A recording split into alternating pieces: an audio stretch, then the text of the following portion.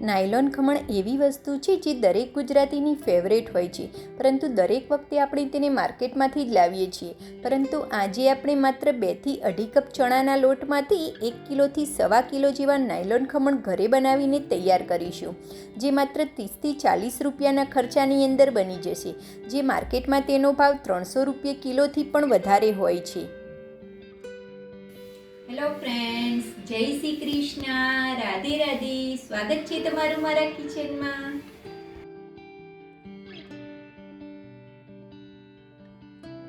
તો સૌપ્રથમ ખમણ બનાવવા માટે આપણે આ રીતે સૌપ્રથમ પાણી ગરમ થવા માટે રાખી દઈશું. આ રીતે વચ્ચે સ્ટેન્ડ રાખી દઈશું અને ઢાંકીને પાણીને ગરમ થવા માટે રાખી દઈશું. હવે જે પ્લેટની અંદર આપણે ખમણ બનાવવાના છે તે પ્લેટની અંદર આપણે આ રીતે તેલ લગાવી અને તેલથી ગ્રીસ કરી લેવાની છે. આ બંને તૈયારી આપણે અગાઉથી કરીને જ રાખવાની છે. એક બાજુએ ઢોકળિયાની અંદર પાણી ગરમ થવા માટે રાખી દેવાનું છે અને જે પ્લેટની અંદર આપણે ખમણ બનાવવાના હોય તેને આ રીતે તેલથી ગ્રીસ કરી લેવાની છે. હવે આપણે એક બાઉલ લેવાનો છે, તેની ઉપર આ રીતે સ્ટ્રેનર રાખી દેવાની છે.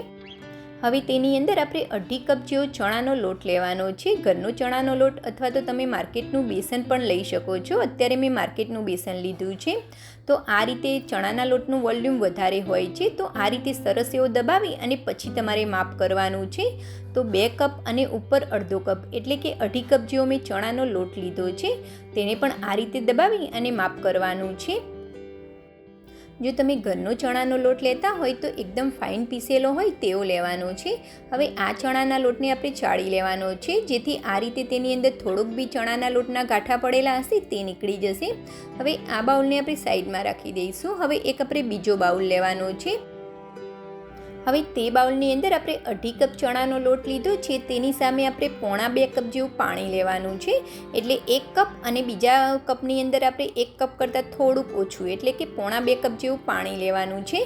તેની અંદર આપણે 1 ચમચી મીઠું એડ કરી દઈશું અથવા તો ટેસ્ટ મુજબ આપણે મીઠું એડ કરી દેવાનું છે.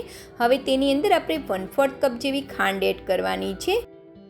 જો તમે ઘરની રેગ્યુલર ચમચીના માપથી ખાંડ લેતા હોય તો 5 મોટી ચમચી આપણે ખાંડ એડ કરવાની છે અને 1 ટીસ્પૂન આપણે લીંબુના ફૂલ એડ કરવાના છે. 1 નાની ચમચી જેવા આપણે લીંબુના ફૂલ એડ કરવાના છે. બધી વસ્તુને આપણે આ રીતે સરસ એવી મિક્સ કરી લેવાની છે અને ખાંડ આપણી ઓગળે ત્યાં સુધી આ રીતે કન્ટિન્યુ હલાવતા રહેવાનું છે. ખાંડ આપણી ઓગળશે અને લીંબુના ફૂલ પણ આપણા ઓગળી જશે.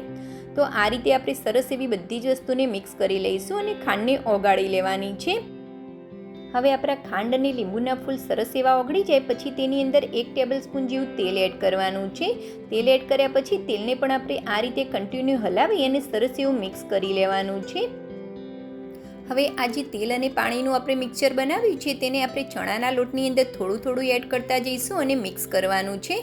આ રીતે આપણે થોડું થોડું એડ કરતા જઈશું અને આ રીતે હલાવી અને મિક્સ કરતા જવાનું છે. તો આ રીતે આપણે થોડું થોડું પાણી એડ કરતા જઈશું અને આ રીતે આપણે તેને મિક્સ કરતા જવાનું છે. એકી સાથે આપણે બધું પાણી નથી એડ કરવાનું, જેથી આપણા ચણાના લોટની અંદર ગાંઠા બિલકુલ પણ નહીં પડે. તો આ રીતે થોડું થોડું પાણી આપણે એડ કરતા જઈશું અને આપણે મિક્સ પણ કરતા જવાનું છે અને એકદમ સ્મૂથ બેટર બનાવીને તૈયાર કરવાનું છે. તો આ રીતે આપણે થોડું થોડું પાણી મિક્સ કરતા જવાનું છે. તો આપણે આટલા માપની અંદર જેટલું તેલ અને પાણીનું મિક્સચર બનાવ્યું છે તે બધું જ આની અંદર સમાઈ જશે. તો આ રીતે આપણે થોડું થોડું પાણી એડ કરતા જઈશું અને આ રીતે એકદમ સ્મૂથ બેટર બનાવીને તૈયાર કરવાનું છે. વધારે પડતું આપણે તેને થીક નથી રાખવાનું અને એકદમ પતલું બેટર પણ નથી કરી દેવાનું, નહીંતર આપણા ખમણ નીચેથી બેસી જશે. આ રીતે એકદમ ઇઝીલી પડે તેવું આપણે બેટર બનાવીને તૈયાર કરવાનું છે.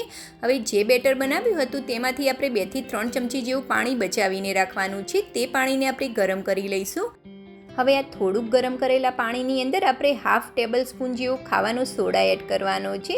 આ મેં ખાવાનો સોડા જ એડ કર્યો છે, ઈનો એડ નથી કર્યો. આ વાતનું તમારે ખાસ ધ્યાન રાખવાનું છે.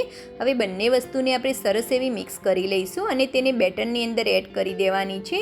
હવે બેટરને આપણે એક જ ડાયરેક્શનની અંદર આ રીતે કન્ટિન્યુ ચલાવતા રહેવાનું છે, જેથી બેટર આપણું સરસ એવું ફૂલી જશે અને આ રીતે એકદમ વ્હાઈટ બની જશે. આ રીતે બેટરનો કલર સરસ એવો ચેન્જ થઈ જશે. હવે આ બેટરને આપણે જે તેલથી ગ્રીસ કરેલી પ્લેટ રાખી હતી તેની અંદર તરત જ ટ્રાન્સફર કરી દેવાનું છે. આ બધી જ પ્રોસેસ આપણે એકદમ ફટાફટ કરવાની છે. હવે બધું જ બેટર આપણે આ રીતે તેલથી ગ્રીસ કરેલી પ્લેટની અંદર લઈ લેવાનું છે. આપણું બેટર સરસ એવું ફૂલી ગયું છે અને થોડીક આપણે પ્લેટની અંદર જગ્યા રાખવાની છે જેથી ખમણ આપણા સરસ એવા ફૂલી જાય.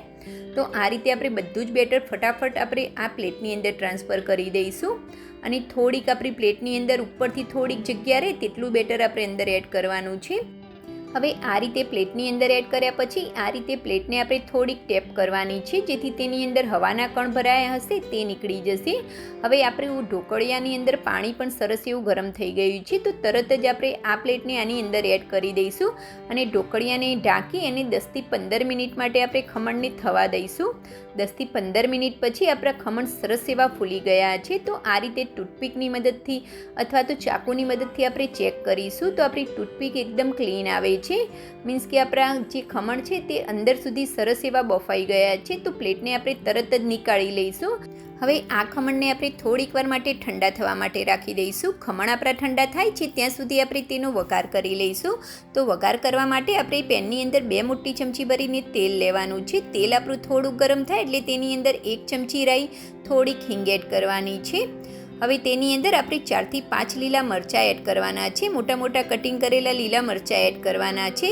હવે તેની અંદર આપણે થોડોક મીઠો લીમડો પણ એડ કરી દઈશું. હવે મરચાંના ભાગનું આપણે ચપટી જેવું મીઠું એડ કરવાનું છે. હવે બધી જ વસ્તુને સરસ એવી મિક્સ કરી લઈશું અને મરચાંને આપણે થોડીક વાર માટે સાંતળી લેવાના છે. તો હવે આપણા મરચાં સરસ એવા સંતરાઈ ગયા છે. તો તેની અંદર આપણે અડધો કપ જેવું પાણી એડ કરવાનું છે. તો હવે પાણી એડ કર્યા પછી તેની અંદર આપણે 4થી 5 મોટી ચમચી જેવી ખાંડ એડ કરવાની છે.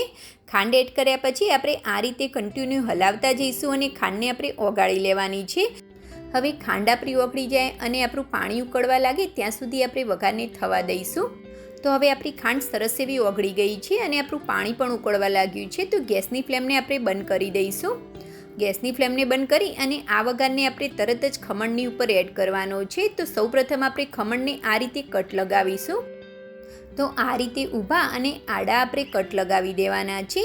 આ રીતે કટ લગાવ્યા પછી આપણે વઘાર એડ કરીશું તો આપણું જે વઘારનું પાણી છે તે ખમણને અંદર સુધી ઉતરશે.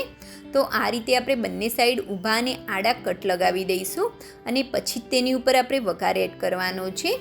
તો આ રીતે ઊભા અને આડા કટ લગાવ્યા પછી જે આપણે વઘાર બનાવીને રાખ્યો હતો તે આ રીતે બધે જ ફરતે આપણે આ રીતે એડ કરી દેવાનો છે અને જેમ જેમ આપણો વઘાર ખમણને એબ્ઝોર્બ કરશે તેમ આપણે ફરીથી વઘારને એડ કરવાનો છે.